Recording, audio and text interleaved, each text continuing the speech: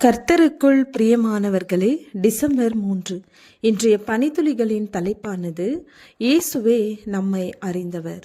வசனம் எபிரேயர் 6வது அதிகாரம் 10வது வசனம். நீங்கள் பரிசுத்தவான்களுக்கு ஊழியம் செய்ததினாலும் செய்து வருகிறதினாலும் தமது நாமத்திற்காக காண்பித்த அன்புள்ள பிரயாசத்தையும் மறந்து விடுகிறதற்கு தேவன் அநீதியுள்ளவர் அல்லவே. அநேக நேரங்களில் யாருக்கும் காணப்படாதவனாயும் அறியப்படாதவனைப் போலவும் நான் உணர்கிறேன்.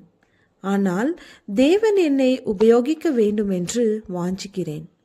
நான் சென்றிருந்த உணவகத்தில் சுத்தம் செய்து கொண்டிருந்த ஜென் என்பவரிடம் பேசிய போது தான் ஆச்சரியப்படும் விதமான சாட்சி அவளிடம் இருந்தது எனக்கு தெரிய வந்தது. அவர்கள் சொன்னது என்னவென்றால், தான் போதை பழக்கம், விபச்சாரம் ஆகிய பாவங்களில் ஈடுபட்டு ஆதரவற்று வீதிகளில் வசித்து வந்ததாகவும், சில வருடங்களுக்கு முன்பு அதிலிருந்து விடுபட்டு தேவனை பின்பற்ற தீர்மானித்து அவர் பாதத்தில் விழுந்ததையும், தேவன் அவருடைய எல்லா கட்டுகளிலிருந்தும் அவளை விடுவித்து மீட்டதையும் அறிவித்தாள்.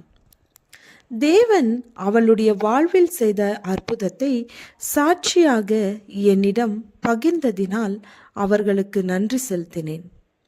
எங்கள் இருவருக்குள் நடந்த இந்த உரையாடலின் மூலம் தேவன் ஒருவருடைய வாழ்க்கையை எவ்வாறு மறுரூபமடைய செய்ய முடியும் என்று அவருடைய வல்லமையை அறிந்து கொண்டேன். மற்றவர்கள் தவறாக எண்ணக்கூடிய நபர்களை கொண்டும் தேவன் தம் சித்தத்தை நிறைவேற்றுகிறார். அப்போஸ்தலர்களில் அந்திரேயாவை விட அனைவருக்கும் அவனுடைய சகோதரன் பேதுருவை தான் அதிகம் தெரியும். ஆனால் யோவான் புத்தகத்தில் நாம் வாசிப்பது என்னவென்றால், பேதுருவை மேசியாவிடம் அழைத்து வந்ததே அந்திரேயாதான். அவன் முதலாவது தன் சகோதரனாகிய சீமோனை கண்டு மேசியாவை கண்டோம் என்று சொன்னான். மேசியா என்பதற்கு கிறிஸ்து என்று அர்த்தமாம். பின்பு அவனை இயேசுவினிடத்தில் கூட்டிக் கொண்டு வந்தான்.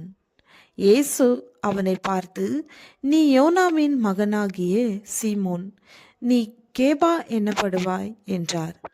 கேபா என்பதற்கு பேதுரு என்று அர்த்தமாம். அந்திரேயா மூலமாகத்தான் பேதுரு இயேசுவை சந்தித்தான். யோவானுடைய சீஷனாக இருந்த அந்திரேயா இயேசுவை பற்றி அறிந்தவுடன் உடனடியாக அவரை விசுவாசித்து பின்தொடர்ந்து தன் சகோதரனுக்கும் அறிமுகப்படுத்தினான்.